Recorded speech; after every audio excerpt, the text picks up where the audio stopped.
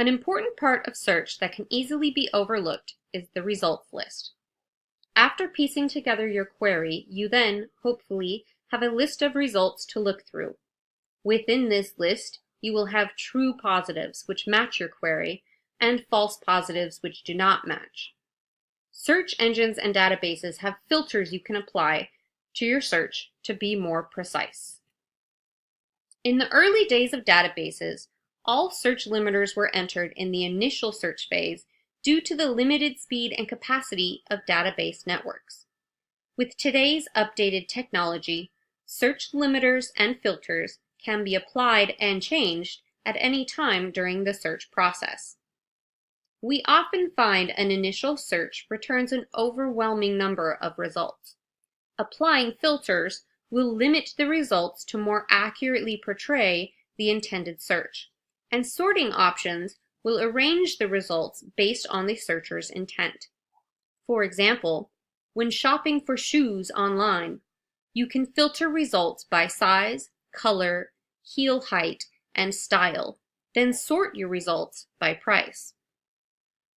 A 2016 study in the Netherlands utilized online travel agencies to research how the use of sort and filter features affected choices made by searchers.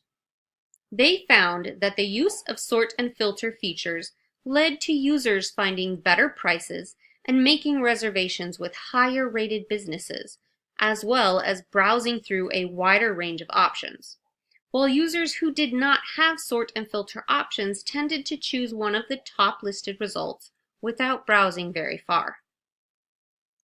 Sort and filter functionality also led to more satisfied customers, who in turn were more likely to become return users of the search engine or online travel agency used.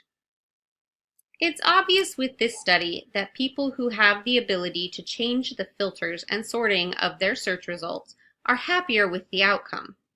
In other words, the search has more precision and returns more true positives and fewer false positives. Some common examples of sorting options are relevance, date of publication, price, and author name. Some common filter options are date range, price range, publication type, and language. Just as we might set a price range and sort by price when shopping online, we can apply filters to limit our search results and sort those results to put the more precise records at the top of our list. So the next time you search, be sure to check what limiters and filters you can apply both before and after entering your initial query. Then take a look at sorting features to see if they can list your results in an order that makes it easier to find what you need.